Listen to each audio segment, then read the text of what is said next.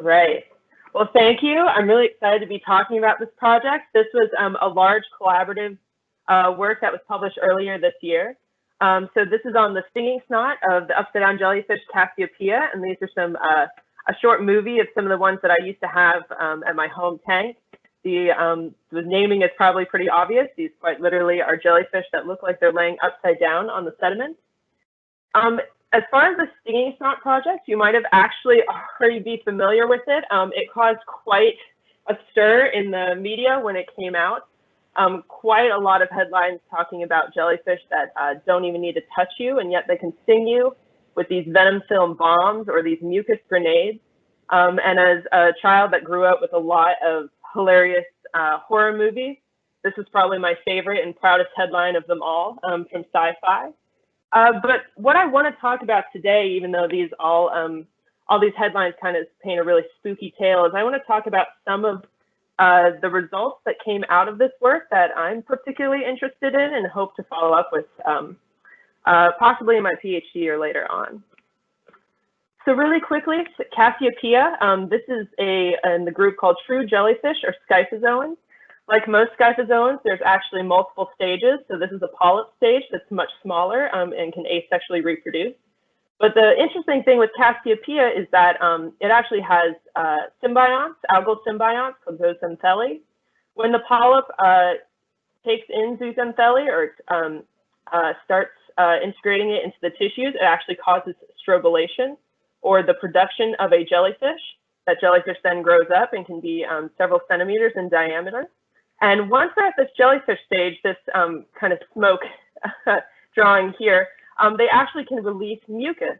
And this is an image here of all the different colors these jellyfish can be, and also some of that mucus coming out here. And if you're not totally convinced, this is a movie. So this is a bunch of jellyfish in a bowl, and they have totally slimed up this water with their mucus. So it's important to know that these jellies, what they're doing is they produce these kind of mucus nets that they kind of keep attached to themselves. It ensnares or takes some prey that's in the water column. They get stuck in this goo, and then they kind of wipe the goo over themselves, and that's how they eat. But if you're snorkeling in the water, where these jellies are pretty common in most places where you would be snorkeling or scuba diving, what will happen is when you kick up all of this mucus, that mucus then can come in contact with your face, hands, eyes, any exposed skin, and you actually get a stinging sensation. And this is pretty well known across most tourism industries as well as aquariums as stinging water. But no one really knew why this mucus would sting you. The assumption was there was a bunch of stinging cells in the water, but what we're about to show is that actually something a little bit more complicated. So this stinging snot is actually full of these bumpy, irregular stinging structures. So this is some mucus being released by an animal, and you'll notice all these little tiny bumpy pieces that you can actually see. They look like little white dots in the water. Here's some slightly closer up images inside the mucus, and you can see there's quite a number of these little packets here. And when you zoom in even closer, what you find is that these are actually covered in little stinging cells. These are the quote unquote stinging cell grenades that were talked about in those headlines. So these little bumpy structures were completely unknown in this species. There is a different kind of stinging cell packet and a different kind of sea anemone called a nomatosome. So we collectively decided to call these Cassio-zones, Cassiopeia plus nomatosome. And these vary in size pretty widely. So some of them are about the width of your human hair, but they can be up to 5 times that. So there's a lot of variability, and I'll show a video of that in a second. And even though their structure is fairly irregular, it's almost always these stinging cell packets on the outside. And then these are the actual algal symbionts. There's actually algae trapped within these little stinging cell structures. And it seems to all be held together through the same goo that you find in the jellyfish called mesoglia. So that's one of the interesting, that was one of the big things that we found, that it's Cassiozones in the mucus. The other really cool thing we found is actually about the stinging cells that make up Cassiozones.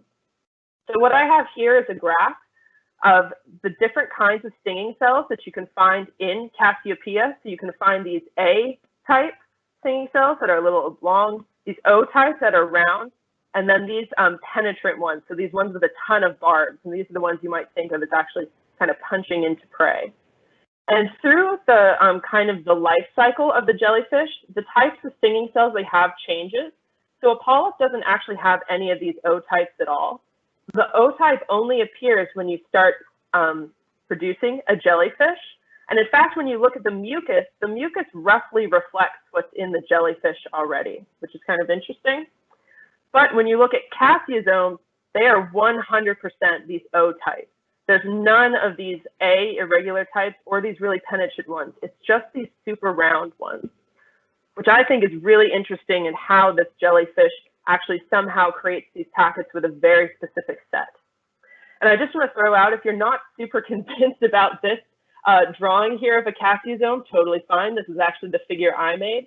But in our project, we actually got a magnificent illustrator that worked with us, Nick Vezio, and he drew a lot of some of the figures in this paper. I cannot recommend going to his site enough and just looking at some of the art that he produces. He's really a fabulous illustrator, and we were really lucky to have him on this project. So the next thing you might be asking, and this is probably the most obvious one and the most fun one for a lot of these, for a lot of the media articles, was, can Cassiosomes subdue prey? So these are brine shrimp. This is a common shrimp that we feed to jellyfish when we keep them in the lab. And these are Cassiosomes attached to them. Clearly, they can do some damage. But let me just show you this. This is a video that I took for, so these are these Cassiosomes. They do move through the water. This is real time. This is the speed they go. I put in a bunch of these little brine shrimps. And if you watch this middle here already, you're seeing some problems. About 1 minute later, definitely anywhere where a Cassiosome has hit one of these brine shrimp pretty hard, they are incapacitated almost immediately. So these Cassiosomes are definitely able to subdue prey, which means they're very likely to be part of the reason why when you get hit in the face with stinging snot, you get a pretty bad stinging sensation in here. All right, this is the most text on the slide, and then this is the last thing I wanted to kind of show. So jellyfish toxins. This is something that, even though you may not have heard of this family, you're probably pretty familiar with it, because these are the toxins that make the Australian box jellyfish, or chironex, one of the most dangerous animals on the planet. These jellyfish toxins are what's responsible for the venom that's able to kill an adult human in 2 to 3 minutes from major heart failure. So these pore-forming toxins attack your heart, attack your blood. And part of a different project that I was on is I was actually looking for these really dangerous toxins in non-dangerous jellyfish. And I actually found them in these upside-down jellyfish, which is kind of crazy. I actually have some of this. This project is currently in review, but for this stinging snot project, we wanted to look for these jellyfish toxins and see if they're actually in these stinging cell structures. And lo and behold, they are. In fact, there's definitely 2, maybe 3 of these really highly dangerous jellyfish toxins in Cassiosomes, and also in these club-like structures, which is where the Cassiosomes are found. So this is just some mass spec data, example mass spec data from the paper.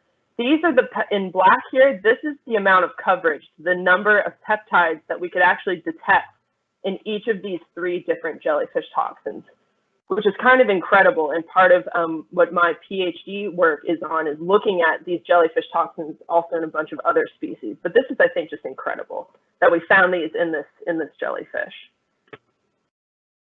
Okay, so these are the four things that I wanted to talk about in here. Is that Cassiosomes are found in the stinging snot.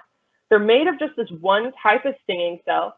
They're definitely capable of subduing prey, and there's evidence of these really dangerous toxins within them. And these are just a couple of the stories that came out of this paper. There's so much more that could definitely be talked about, but I'm hoping at least, even though this might be a little spooky for some, this is mostly just awesome work. And it's incredible that this jellyfish has adapted this system of being able to sting you without touching you, using these really kind of complex, wonderful little structures.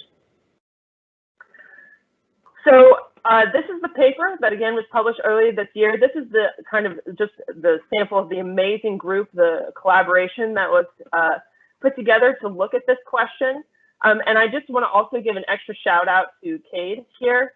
Cade actually, along with Cheryl and Maher, started this project, and Cade and Maher as high school interns. Cade is now a PhD student studying upside down jellyfish for his PhD, which I just think is incredible. And the other thing I wanted to point out, so this is my Twitter. I try and talk about jellyfish and toxins quite a lot, but most of my work is actually on these little hydroids on this hermit crab here. So in case you don't see all this Cassiopeia, all those upside down jellyfish work, you're probably going to see a lot of hermit crabs on my Twitter feed. So I just want to throw that out too. But given that, I would be happy to answer any questions that you have. So thank you so much. Brilliant. Thank you so much, Anna. I'm going to hand you over to Rohit now, who will be doing the questions. Hi, Anna. So the first question is, how does Cassiopeia keep the mucus net attached, and how do they retract it back towards their mouth? That's a great question, and I'm not totally sure that I certainly don't know the exact mechanism for that one. So I think that where actually the mucus is coming out to is not totally clear. So we did a little bit of histology with looking at these Cassia zones. So let me, if I can come back to that. I think I might have a picture. So these Cassia zones come out of these kind of bulbous structures like I showed in these nets. And it's possible that there's a pore in here where the mucus is coming out. And so somehow that's where the animal can kind of keep it attached. But I don't think that's totally clear yet. That's something else, how that mucus is deployed. That's also something that could continue from this research. Great question, though. All right, so this might be a bit of overlap with this question as well. From where are these clusters coming from? The mucus will be produced by secretion cells, but the Cassiosomes will be released also from a special place at the jellyfish surface? Yeah, so that falls into where this is here. So it's these kind of little these club. So you can actually see if you look at these upside down jellyfish, once you kind of know where to look, you see these kind of white bumpy nests all along the jellyfish, and that's where these Cassiosomes in kind of groups of I think it's about 20 to 40, depending on the size of the animal, where they seem to get released. Mm-hmm. Yeah. Are there only 3 JFTX in Cassiosomes? What about other nematocysts? Is the diversity of toxins larger? Oh, that's a great question. So the reason that we had 3 on here, the 3 that we looked at, is based on actually the genome, looking through the genome and scanning for these jellyfish toxins. So those were the ones that we knew we were looking out for. It's possible that these are in some of the other stinging cell groups. The proteomic data was only done on isolated Cassiosomes, which would only be the one cell type, and then these clubs, which probably would be mostly still that one cell type. So we would need to do more proteomic analysis on those 2 other types in some way to be able to get at that. But probably, I would guess yes, probably. Okay. Can people who have experienced stings by the mucus clouds be treated in the same way as standard jellyfish stings? I would assume yes. I'm not going to claim any medical knowledge. I just want to throw that out too. But I would assume yes, because the envenomation is coming from these stinging cells. So I would assume, yeah, what's typical, either the vinegar treatment or the some other kind of product would be sufficient. Yeah. Right. And do you think the algae in the Cassiosomes prolong their life so they can function in the water for a long period of time? That is a great question, and one that we tried to answer. So I'm trying to go back in here. We actually, whoops, a little too far. So sorry. We actually tried doing some light. So one of the experiments in that paper is a light-dark experiment. So Cassiosomes last for about 10 days, regardless, where they keep moving, but they gradually shrink. As an add-on to that, I actually put a lot of these Cassiosomes in the dark without any light.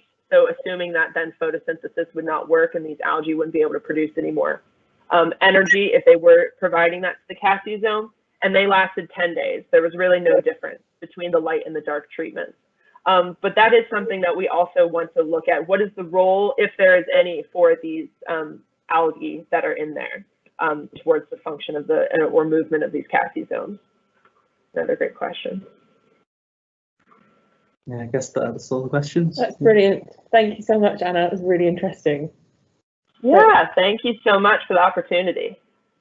So we're going to have a slight shuffle of the schedule, and next Dr. Bethany Moos is going to present on snakebite in Myanmar, improving outcomes.